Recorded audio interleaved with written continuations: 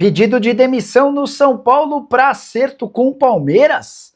Vídeo de hoje do canal do Nicola traz todos os detalhes da informação que eu antecipei com exclusividade sobre a saída de Alan Barcelos do São Paulo. Everton Cebolinha deve ganhar menos oportunidades no Flamengo para ser negociado. Quero te atualizar também sobre o São Paulo, informação exclusiva. O Tricolor já escolheu seu novo técnico para o Sub-20 no lugar de Alan Barcelos. Para isso, sem falar nas últimas de mercado, bastidores, finanças e muito mais. Fala galera, e vamos para mais um vídeo, mais um pacotão de notícias do São Paulo Futebol Clube para você aí de casa. Fortalece com o like, se inscreva no canal e sem mais delongas, vamos pro vídeo. E se perder tempo, pedir para deixar like, se inscrever no canal e ativar as notificações. Bora de mais uma informação exclusiva. Contei no início da tarde dessa terça-feira, nas minhas redes sociais, que Alan Barcelos pediu demissão do cargo de técnico do Sub-20 do São Paulo. A alegação é de que o Tricolor não cumpriu uma série de promessas feitas desde a renovação do seu contrato, que aconteceu durante a Copa São Paulo de Juniores. O Alan Barcelos tinha muito moral no São Paulo, bicampeão da Copa do Brasil, venceu a Copa São Paulo do ano passado e fez ótima campanha também nesse ano, perdendo apenas a final para o Cruzeiro. Pois bem, em meio à Copa São Paulo e com proposta do Palmeiras, o Tricolor chamou o Alan Barcelos, renovou seu contrato até dezembro de 2027, lhe garantiu um bom aumento e prometeu que Alan Barcelos seria efetivado como auxiliar técnico do time profissional, para ser preparado, para que num futuro não tão distante se tornasse o treinador do time principal. Alan Barcelos teve participação no lançamento de vários bons atletas da base do São Paulo, mas o tempo passou e nenhuma dessas promessas foi cumprida. O Alan Barcelos esteve só uma única vez no centro de treinamento do time profissional desde o fim da Copa São Paulo. E a contratação do Roger Machado, anunciado alguns dias atrás, foi a gota d'água. Escutei isso de uma pessoa muito próxima ao Alan Barcelos a partir da chegada do Gaúcho para o lugar de Hernan Crespo. O Alan Barcelos tomou a decisão de pedir demissão. Importante, ele não vai precisar pagar a multa que estava prevista no seu contrato. Ele conseguiu convencer dirigentes do São Paulo de que essas promessas não cumpridas poderiam resultar num acordo amigável. Detalhe importante, a tendência é que Alan Barcelos seja anunciado como novo técnico do Sub-20 do Palmeiras em alguns dias. Palmeiras deve evitar fazer esse anúncio agora para não criar uma situação ainda mais chata, especialmente porque o Alan Barcelos conseguiu deixar o Tricolor sem pagamento da multa.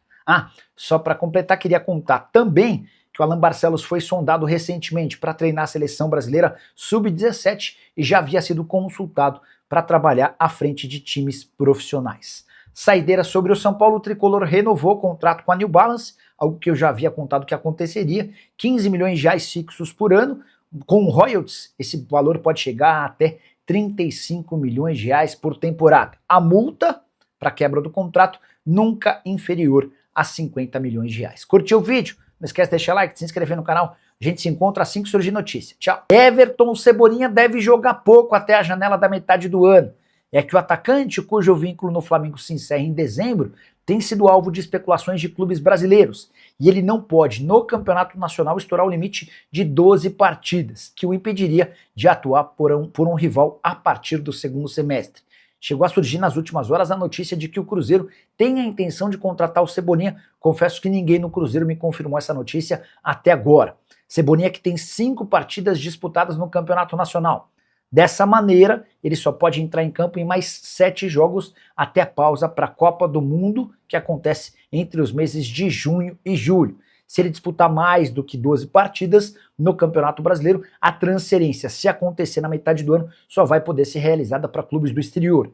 Vale a lembrança de que o Flamengo desembolsou 13 milhões e meio de euros para comprá-lo do Benfica. A ideia de vendê-lo em janeiro não rolou e diante desse cenário é grande a chance de o Flamengo não faturar nada ou uma quantia bem pequena, liberando o jogador com 6 meses de antecedência. Só para completar, lembrar que o Cebolinha, nas últimas 3 partidas do Flamengo sob o comando de Leonardo Jardim, em 2 delas ele nem sequer saiu do banco de reservas contra Corinthians e Botafogo.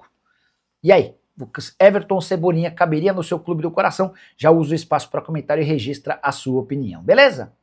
Casemiro tem mais uma oferta na mesa e não se trata de um clube brasileiro. Volante da seleção brasileira, que fica no Manchester United apenas até a metade do ano, interessa ao Al Ittihad. Já havia contado para vocês algumas semanas atrás sobre a proposta oficial com um projeto a médio e longo prazo do Los Angeles Galaxy. A oferta do Al Ittihad foi apresentada recentemente, com cifras ainda superiores ao que o Casemiro ganha no Manchester United, na Inglaterra. Seus vencimentos são acima de 10 milhões de reais mensais. Casemiro, que é titular absoluto no Manchester e da seleção brasileira, disputará a Copa do Mundo como capitão da seleção brasileira. Importante registrar que se o Casemiro tomar o caminho do Al Ittihad, isso é mais um indício de que o Fabinho não fica no time saudita. Fabinho, que joga na mesma função do Casemiro e pretende continuar no exterior antes de voltar ao Brasil. Se não for para ficar no Al Ittihad, Fabinho vai aguardar por propostas da Arábia Saudita ou, quem sabe, até da Europa. A ideia do Fabinho é voltar ao Brasil em 2 ou 3 anos. Sobre a volta do Casemiro ao Brasil, quando isso acontecer, também mais para frente, dá para dizer que o São Paulo terá prioridade. Quero falar agora sobre Gustavo Scarpa, que pode estar vivendo as últimas semanas com a camisa do Atlético. Meia que é sempre defendido pelo torcedor e também por jornalistas. Por que o Scarpa não consegue jogar no Galo?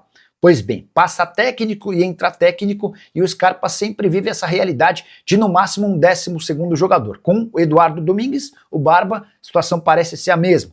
Ele nem sequer foi utilizado na vitória do Atlético contra o São Paulo no meio da semana e jogou apenas os 22 minutos finais do confronto contra o Fluminense, derrota no Rio de Janeiro.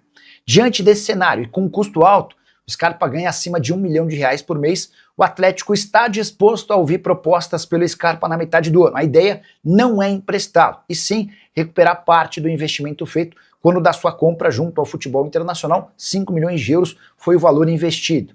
Se alguém chegar perto dos 4 milhões e meio de euros, a tendência é que consiga levar Gustavo Scarpa, contrato até dezembro de 2027, temporada atual de 15 jogos, só um gol marcado e 4 assistências. Por falar em saídas, se Scarpa é uma possibilidade, dá para cravar que Júnior Alonso deixará o Clube Atlético Mineiro na metade do ano. O zagueiro paraguaio, muito contestado pelo torcedor, já tem proposta e acordo fechado com o Atlanta United.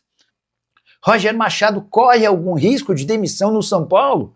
Se dependesse apenas do torcedor, a chance de o técnico gaúcho recentemente contratado cair seria gigante, apesar de 4 partidas com 2 vitórias e 2 derrotas.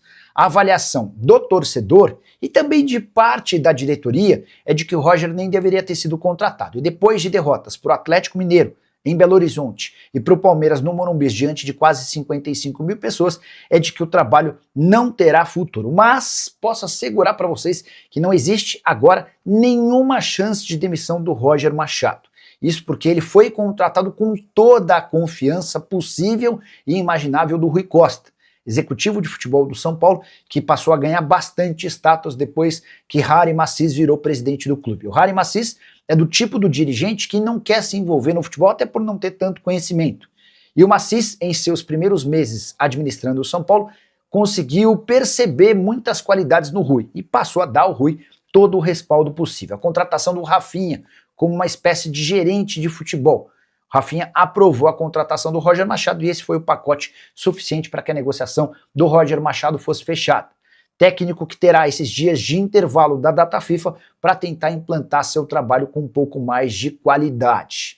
Importante registrar que os atletas do São Paulo voltam da folga nessa quarta-feira para treino em 2 períodos.